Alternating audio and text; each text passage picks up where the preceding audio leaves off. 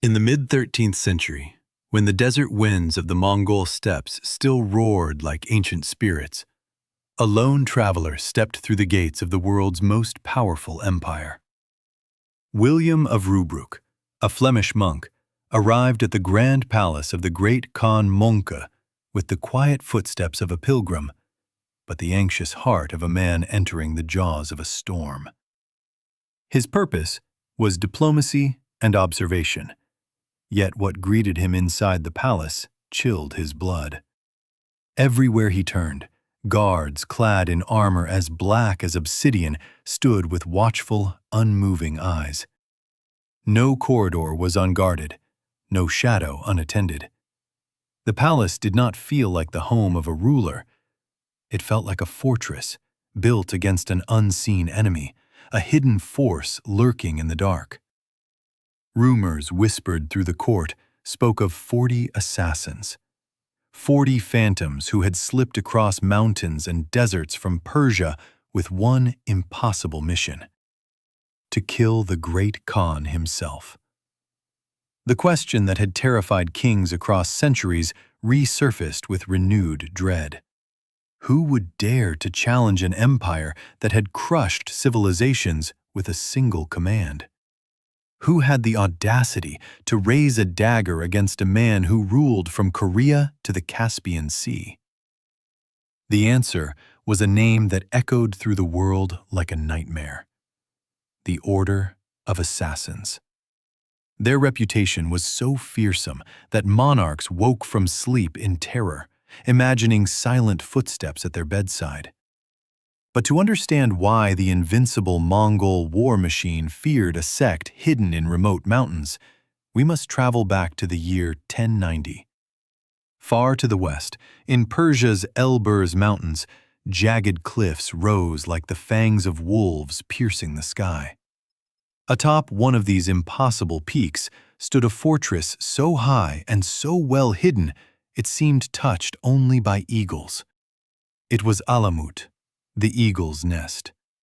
Only one narrow path led up the cliffs, a path so treacherous that a single guardian could hold off an entire army.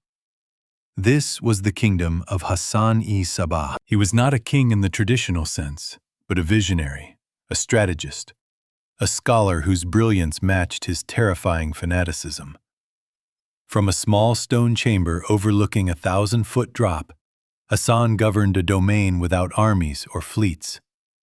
Instead, he commanded men who required no rescue, no reinforcements, no hope of survival. They needed only faith and a dagger. His followers were called fedayeen, those who sacrificed themselves. They trained not just in the arts of stealth and combat, but in a doctrine that taught them death was not an end, but a gateway to paradise. A fedayeen assassin did not escape after completing a mission. He did not even attempt to. The mission ended with the target dead and the assassin calmly accepting his own death. That made each of them the most terrifying weapon the medieval world had ever seen. The list of their victims read like an obituary of the powerful. Nizam al-Mulk, the mighty vizier of the Seljuk Empire, fell beneath the blade of a disguised killer in 1092.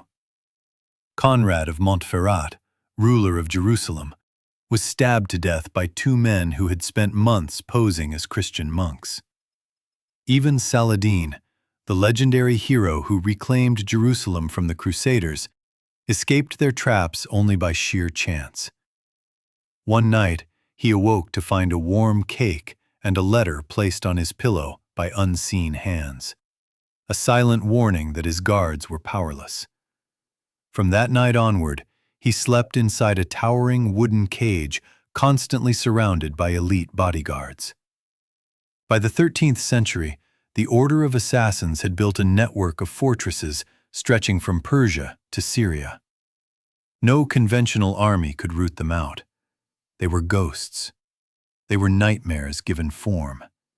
They were fear incarnate. Then, a new power rose from the east. If the assassins were darkness, the Mongols were the storm that consumed everything in its path. From 1219 onward, when Genghis Khan unleashed his armies on Central Asia, the world witnessed destruction on an unimaginable scale. Cities crumbled under hooves, empires vanished, millions died. Yet among all the foes crushed beneath the Mongols' advance, one group remained, small, hidden, and impossibly resilient: the assassins.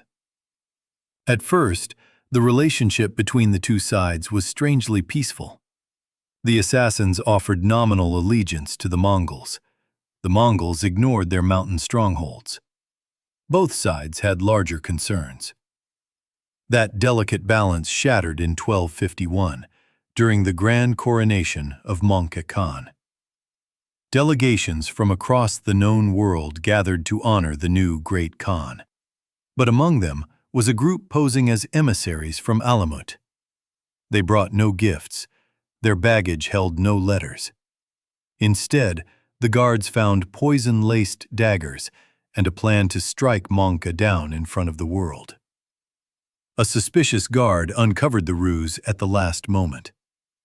The assassins were captured alive, but the damage was done. Mongol Khan looked into the eyes of those silent men and realized the threat they posed. They were not a nuisance. They were a danger to the empire's very heart. From that moment, every shadow in the Mongol court became a possible hiding place for a killer. Panic seeped through the empire. More than 40 assassins were rumored to be inside Mongol lands. And so came the order that would shake the mountains of Persia. In 1252, Mongol summoned his brother Hulagu and entrusted him with a mission no Mongol had ever been given: destroy the order of assassins completely. Leave no fortress standing. Leave no survivor breathing. Hulagu was not reckless. He understood that mountain fortresses could not be taken with speed or brute force. A single narrow path could stop horsemen.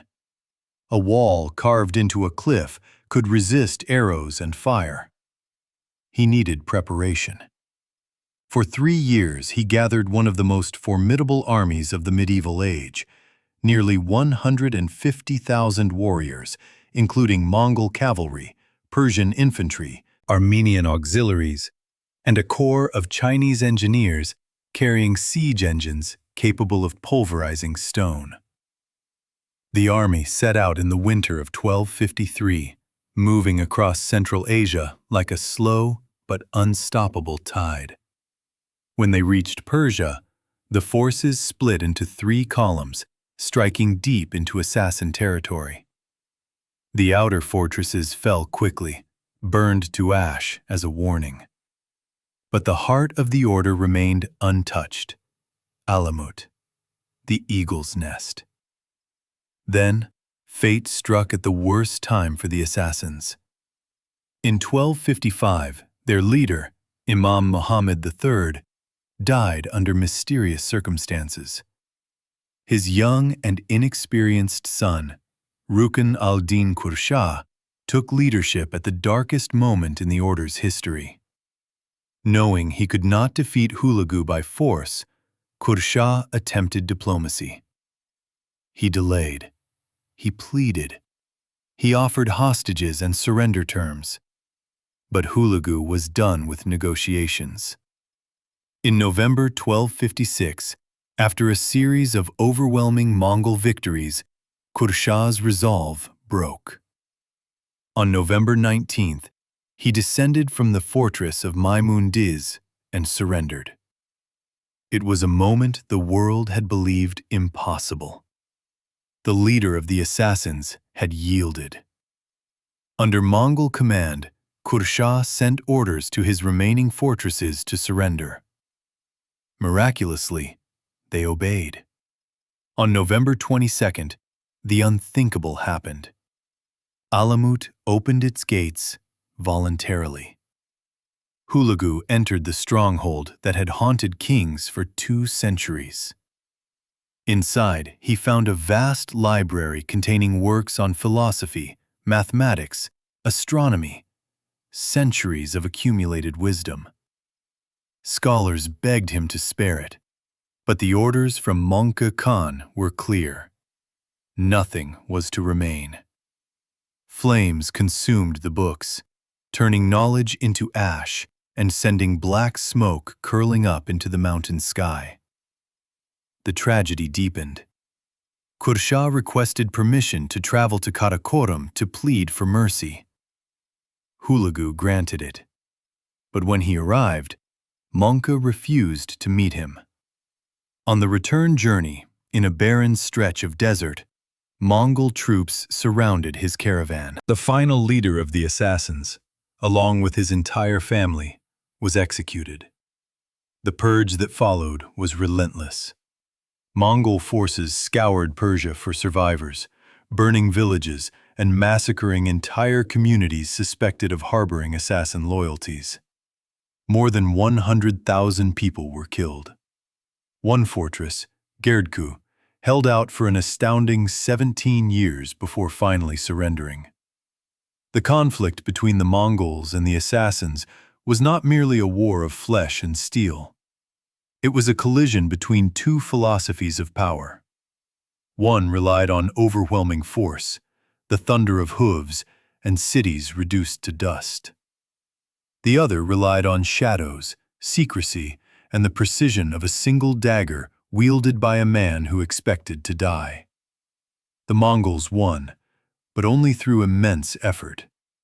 The assassins lost, but their legend proved that even the mightiest empire could be shaken by individuals driven by an unbreakable idea. After the fall of Alamut, the mountains that once echoed with the whispers of assassins became unnervingly silent. Smoke drifted from the ruined strongholds, curling into the sky like the last breaths of a dying kingdom. Yet Hulagu Khan knew the war was not over. The assassins were not an ordinary enemy. They were a network of hidden cells, remote fortresses, and fanatics willing to die without hesitation. Even with their leader gone, remnants of their order still clung to the cliffs and valleys of Persia, like shadows refusing to leave at sunrise. Hulagu understood that victory required more than taking the mountain citadels. It required extinguishing the very idea of the assassins. Every fortress was searched. Every valley was swept by Mongol scouts. If a village was suspected of harboring Fedayeen sympathizers, flames followed within hours. The Mongols were not simply conquering land. They were uprooting a belief system that had terrified emperors for 2 centuries. Yet resistance persisted. Scattered groups of Fedayeen refused to yield, choosing instead to die behind the walls of fortresses that had once seemed invincible. Among them was the stronghold of Lamasar, second only to Alamut in its strength and legend. Its thick walls, perched high on a mountain ridge, seemed to defy the very notion of conquest. The assassins inside refused every offer of surrender. They believed the spirit of Hassan-i Sabah still guarded their stones, that their daggers could still strike fear into the world. But the Mongols had brought with them the most advanced siege engineers of the age. Massive mangonels hurled boulders that shattered centuries-old stone. Siege towers crawled forward like wooden giants. The battle raged for months. At times, the defenders launched desperate night attacks, slipping down from the cliffs like phantoms, striking at sentries, then vanishing into the darkness. Yet no amount of stealth or courage could stop the inevitable. Hunger, disease, and relentless bombardment crushed Lamasar from within. In early 1257, the defenders, weakened by a deadly outbreak, surrendered. Many expected mercy. None was given. Still, the most astonishing chapter of the resistance belonged to the fortress of Gerdku. Situated on a solitary rocky pillar rising straight from the desert floor, Gerdku looked less like a fortress and more like a mountain that had decided to defy humanity. Its cliffs plunged hundreds of feet on every side, making approach nearly impossible. The assassins inside sealed the gates and prepared for the long night of history. The Mongols surrounded the mountain, built camps at its base, and waited. Every few months, new siege engines were hauled across the desert and erected, only to find that their range fell short or their stones shattered harmlessly against the vertical cliffs. Each attack failed. Each assault ended in frustration. As years passed, the siege became a ghost story for the Mongol soldiers. New recruits arrived, born long after the war had begun, and were told that somewhere above the clouds, a handful of assassins still defied the great Khan. Seasons changed. Generations of soldiers came and went. The Mongol Empire expanded west, devouring Baghdad and reshaping the Middle East. Yet the shadow of Gerdku still clung to them. The siege lasted 17 years, longer than some kingdoms survived. Only in 1270, when the defenders finally ran out of clothing to survive the brutal winter cold, did they surrender. Their fall was not the result of battle, but the simple cruelty of nature, the same nature that had protected them for so long. But even then, the assassins were not entirely gone. In 1275, one of the sons of Rukn al-Din Kursha returned from hiding. With a handful of loyalists, he climbed back into the ruins of Alamut and raised the banner of the order once more. For a fleeting moment, the eagle's nest stirred again, its stones remembering the footsteps of the fearless. But Hulagu's successors acted swiftly. Mongol forces stormed the ruins, crushed the rebellion, and ended the final hope of resurrection.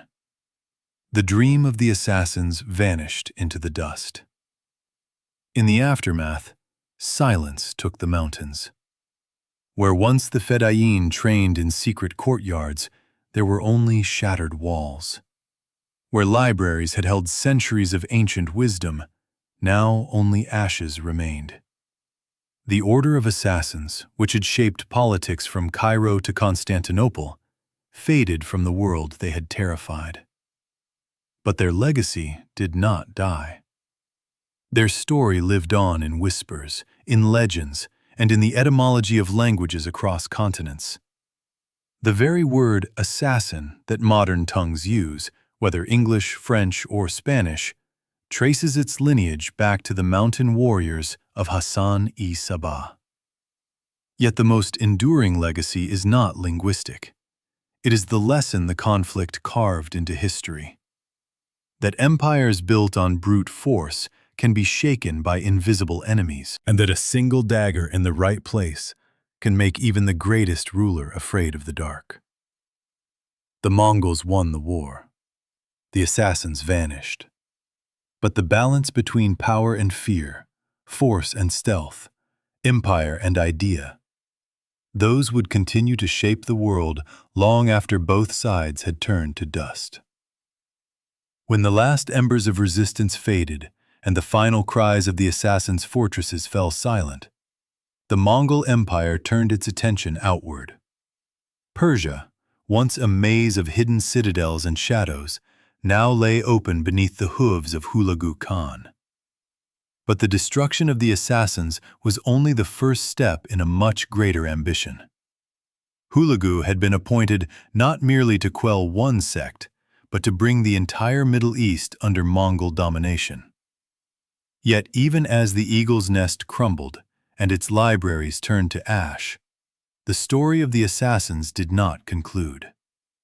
The order may have been shattered, but its legacy lingered in whispers, in hidden valleys, in the memories of survivors who refused to let the past die. Among the people of Persia, tales spread of Fedayeen who slipped through Mongol lines like smoke, vanishing into mountain caves or disguising themselves among Sufi dervishes and caravan merchants. Whether these stories were truth or fantasy mattered little. The very idea that one might still be alive, watching, waiting, carried weight. Even hardened Mongol veterans, men who had razed cities without blinking, sometimes glanced over their shoulders at night, half expecting a silent blade to greet them. But the assassins were not reborn. Their organization had been dismantled too completely. Their leadership was gone, their fortresses ruined, their archives destroyed by fire. The scattered survivors lacked the unity, the theology, and the iron discipline that Hassani-Sabah had instilled. Without Alamut, they were fragments of a shattered mirror, reflecting only faint glimmers of their former power. Meanwhile, Hulagu's forces marched toward their next historic conquest, Baghdad. The momentum of empire carried the Mongol tide westward, reshaping the political landscape of the Islamic world. In this shifting terrain, the memory of the assassins became less a real threat and more a symbol, a warning of what a small, devoted group could accomplish against overwhelming force. And yet, there was another dimension to the assassins' disappearance, one overlooked by chroniclers of conquest, but deeply felt by scholars.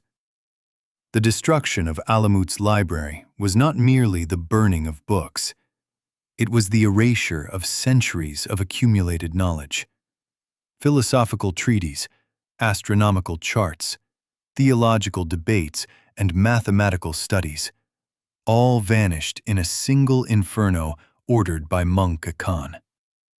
Travelers who visited the ruins decades later would speak of scorched stone halls and charred fragments fluttering in the wind like torn feathers of a fallen bird. Among the scholars who survived was Nasir al-Din al-Tusi, one of the greatest minds of the medieval world.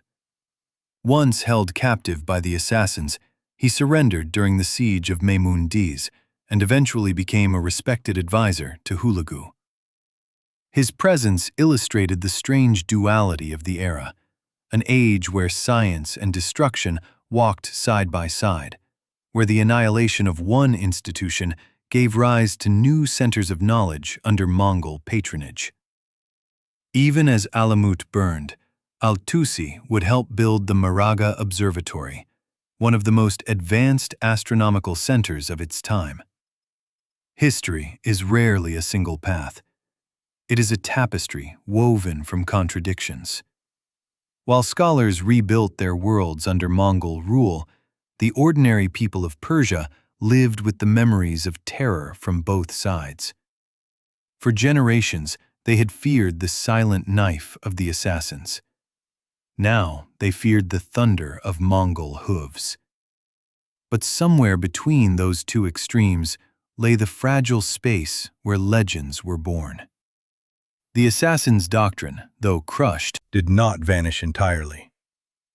Their descendants, those who survived the purges, eventually evolved into peaceful communities scattered across Persia, Syria, and Central Asia. Instead of daggers, they embraced education and spiritual pursuit. Instead of mountain fortresses, they built schools and places of worship. In time, the Nizari Ismailis, once the core of the assassin order, would re-emerge under a new identity, abandoning violence for learning and cultural growth. The world would one day know their leaders as Aga Khans, figures of philanthropy and guidance rather than fear. But in the 13th century, this future was still distant, hidden behind centuries of recovery. For the Mongols, the elimination of the assassins brought both relief and unease.